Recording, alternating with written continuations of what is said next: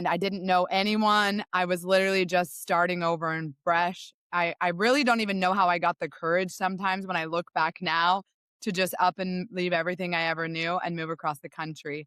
And after that, it was a very wildly messy process. And I ended up taking a sabbatical and leaving my corporate career a few months after moving. So a lot was happening and never thought about starting a podcast. That wasn't really a thought in my head. But as I was driving to a TED Talk in Nashville, I got another little inkling that said, start a podcast.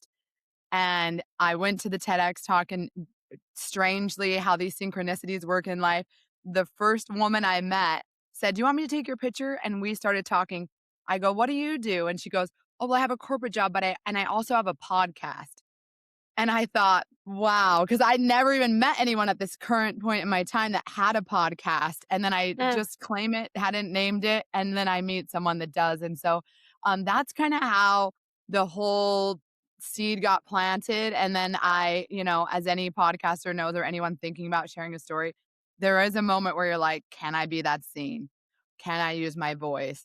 Can I do that thing? And so obviously, it wasn't just I started a podcast the next day. You stew with what you know you should do until you're ready and find the courage to do it. So that's how the journey began.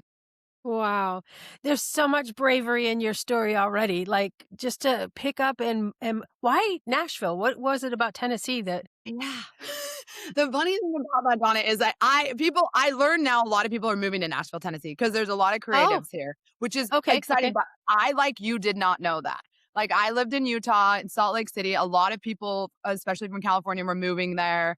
Like, I just thought everyone was moving to Utah. I didn't know where everyone else was moving. But one night I had been probably drinking a little bit too much wine, and I was like, where am I going to live?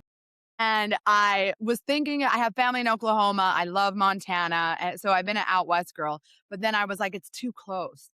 And so I Oh, map dotted this town that I live. It's 30 minutes outside of Nashville, Hendersonville. Never even heard of it. Nothing.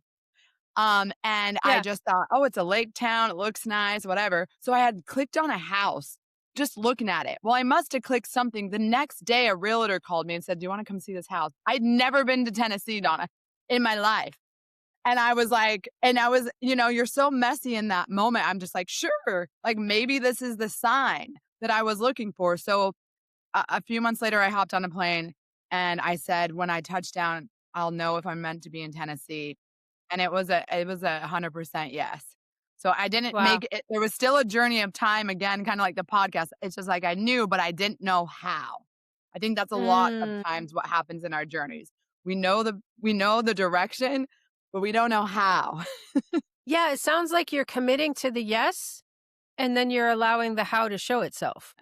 And Whether that's been a key, I think, constant reminder in my journey since changing my whole life is that so much changing my whole life. Oh my gosh. You say it just like, I'm just like changing my whole life. like literally it was because divorce really is an identity death. If Mm, you went through it, it's like everything that you were, every way that people knew you. And I don't have children, but just even the title of wife, having a husband, having your community, like the friends, dynamics just change. Everything that you've known has been ripped away from you. And so you really are like, with what's left, you got to think like, how do I rebuild? And it's beautiful if you allow it to be, but it's painful and it's all the things that you were not prepared for that no one could possibly tell you what it's going to be like. There's just mm. there's no one that can prepare you for the level of grief